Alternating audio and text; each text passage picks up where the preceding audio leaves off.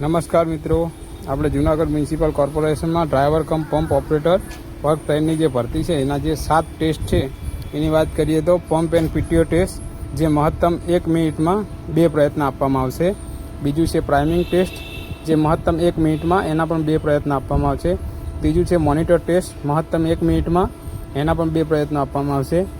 પછી સીધું driving 100 metre જે 20 સેકન્ડમાં મહત્તમ 2 પ્રયત્ન આપવામાં આવશે. પછી રિવર્સ ડ્રાઇવિંગ 100 મીટર જે 30 સેકન્ડમાં છે જેના મહત્તમ 2 પ્રયત્ન આપવામાં આવશે. પછી રિવર્સ એસ ડ્રાઇવિંગ જે પણ એનો કોઈ ટાઈમ લિમિટ નથી, મહત્તમ 2 પ્રયત્ન. અને સીધો આઠડો ડ્રાઇવિંગ મહત્તમ 2 પ્રયત્ન. નમસ્કાર મિત્રો, આજે આપણે વાત કરીશું જૂનાગઢમાં ડ્રાઈવર કમ પંપ ઓપરેટરની જે જગ્યાઓમાં ભરતી લેવાની છે એના વિશે. તો એમાં 7 જાતના ટેસ્ટ આપેલા છે, તો આપણે આજે વાત કરીશું. એમાંથી આપણે વાત કરીશું સક્શન અને પ્રાઇમિંગ અને મોનિટરની. ચાલો મિત્રો, આજે આપણે આ ગાડી છે ફાયર ફાઈટર, એને આપણે અંદર જઈશું.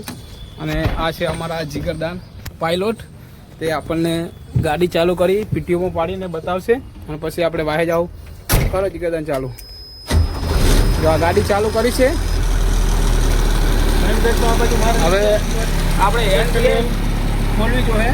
હેન્ડ બ્રેક છે, હા, એને ખોલી દેવાની. હેન્ડ બ્રેક ખોલી અને પછી પીટીઓમાં નાખવા માટે જો આ ક્લચ કરી આ પીટીઓમાં નાખી અને આ ટોપ ગેરમાં નાખવાની. હવે આ ગાડી પીટીઓમાં પડી ગઈ છે. હવે આપણું મેન કામ છે પાછળ જવાનું. તો ચાલો આપણે પાછળથી તમને બતાવીએ.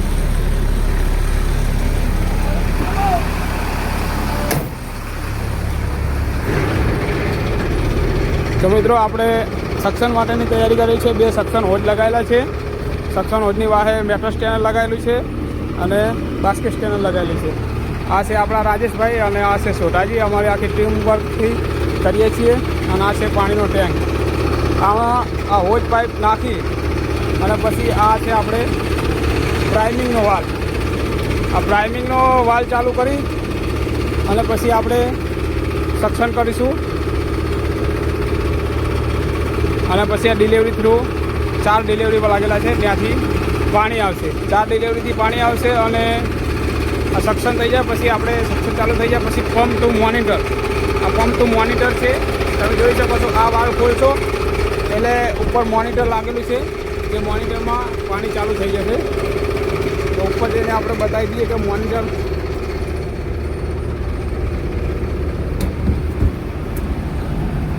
આ છે મોનિટર.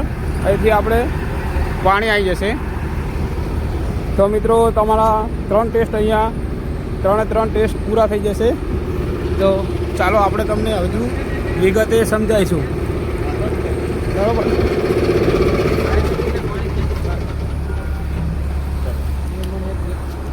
હવે મિત્રો, આપણે વાત કરીશું પ્રાઇમિંગની. તો પ્રાઇમિંગમાં 6 પ્રકાર આવે છે.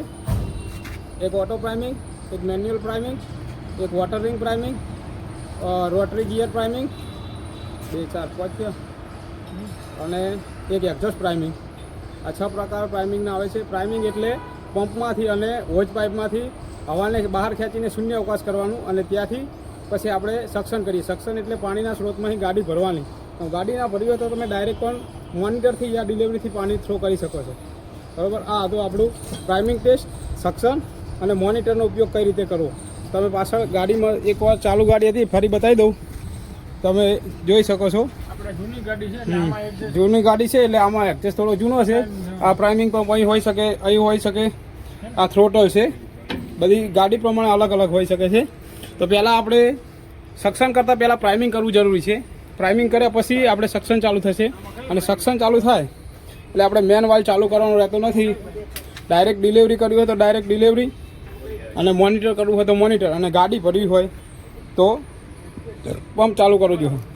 તો એના માટે બરાબર મિત્રો, આ 3 ટેસ્ટ તમને આ વિડીયો જોશો એટલે તમારું ઘણું એવું સરળ થઈ જશે. જય હિન્દ, જય ભારત. મિત્રો, ગાડી ચાલુ હતી એના અવાજમાં આપણને થોડોક અવાજ ઓછો આવે, એના કારણે આપણે ગાડી બંધ કરી આપણે સક્શનનો જે સેટઅપ લગાવ્યો, પ્રાઇમિંગ કરી, સક્શન કર્યું. હવે આપણને સક્શન કરતી વખતે ખાસ ધ્યાનમાં રાખવાના મુદ્દાઓ છે. જેની વાત કરીએ તો બધા વાલ્વ બંધ રાખવાના છે, જે થોડી પણ હવા લીકેજ ના થાય. અને સક્શન થશે એટલે આપણે જે કમ્પાઉન્ડ ગેજ છે, આ તમે જોઈ શકો છો 2 ગેજ છે. એમાં આ સાઈડનો છે કમ્પાઉન્ડ ગેજ છે, જેમાં 0 થી નીચે એક -1 કરીને છે. જે સક્શન થશે એટલે કમ્પાઉન્ડ ગેજમાં એ પ્રેશર -1 ઉપર જશે, એટલે સમજી લેવાનું કે સક્શન થઈ ગયું છે, બરાબર. અને આ છે આ બાજુમાં જે ગેજ છે તે હાઈ પ્રેશર ગેજ છે. અને આ બધી લાઈનો છે, જુઓ તમે જોઈ શકો છો. આ પંપ ટુ મોનિટરમાં જાય છે, એટલે તમારે પંપ ટુ મોનિટરમાં જે લાઈન જતી હોય એનો જ વાલ્વ ચાલુ કરવાનો રહેશે, મોનિટર કરવાનું હોય ત્યારે, બાકી કોઈ વાલ્વ ખોલવાનું નહીં. આ છે પંપ ટુ ટેન્ક. આપણે કોઈ જગ્યાએથી પાણી ભરવું હોય તો આ વાલ્વ ચાલુ કરી અને સક્શન કરશો એટલે ટેન્ક ભરાશે, બાકી આ બીજા કોઈ વાલ્વને ખોલવાની જરૂર નથી. અને તમારે ડાયરેક્ટ ફાયર ફાઇટિંગ કરવું હોય ડિલિવરી વખતે તો ડિલિવરી લગાવી અને આ વાલ્વ ચાલુ કરવાનો રહેશે, કે આ 4માંથી આ વાલ્વ ચાલુ કરવાનો છે.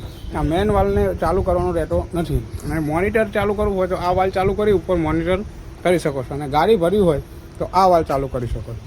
તમે આ મેન વાલ્વ ચાલુ કરશો તો પંપમાં ફરીને પાણી ભરાઈ જશે. અને આપણે ફરી ના જવો હોય, ડાયરેક્ટ જવા દેવું હોય તો મેન વાલ્વ ચાલુ કરવાનું નહીં. અને આ છે છોટલ એટલે કે રિયર. જેટલું તમે રિયર્સ કરશો અહીંથી એટલું પ્રેશર વધશે, બરાબર. અને કોઈ સક્શન કરો એટલે કોઈ વાલ્વ ચાલુ કરવાનો નહીં. આપણે પ્રાઇમિંગના 5 જ પ્રકાર થયા હતા, અને આપણે ઉતાવળમાં ભૂલમાં થોડીક 6 કહી દીધા છે. તો એનો એક વેક્યુમ પ્રાઇમિંગ આવે છે, જે તમે એડ કરી લેજો, બરાબર. હવે આ છે પીટીઓ. પીટીઓનું ફૂલ ફોર્મ છે પાવર ટેક ઓફ. અને પીટીઓના 3 પ્રકાર આવે છે. એક છે ટ્રાન્સમિશન, એક છે પિકઅપ ટોપઅપ અને એક છે સેન્ડવિચ પીટીઓ. હવે પીટીઓ દરેક બ્રાઉઝરથી અલગ અલગ લાગેલા આવે છે. આપણે વોટર બ્રાઉઝર ને જે બીજી મલ્ટીપર્પઝ કે મિની આ ગાડીઓમાં પીટીઓ હોય છે ટ્રાન્સમિશન. અને ફોર્મ નર્સરની વાત કરીએ તો ન્યા પીટીઓ હોય છે સેન્ડવિચ પીટીઓ. અને જે એરપોર્ટ ઉપર તમે જોયેલા હશે કે ચાલુ ગાડીએ પણ મોનિટર મારીને એને પિકઅપ ટોપઅપ કહેવાય છે. આ 3 પ્રકાર પીટીઓના છે, બરાબર. વધારે કોઈ ગાડીની માહિતી જોઈતી હોય તો તમે આ વિડીયોની કમેન્ટ બોક્સમાં કમેન્ટ કરી શકો છો, અને તમે પાસ થઈ જાઓ અને ફાયર બ્રિગેડમાં નોકરી મેળવો એવી દરેક જુનાગઢ મ્યુનિસિપલ કોર્પોરેશનમાં ડ્રાઈવર કમ પંપ ઓપરેટરની પરીક્ષા દેવા દરેક તાલીમાર્થીઓને બેસ્ટ ઓફ લક. જય હિન્દ, જય ભારત.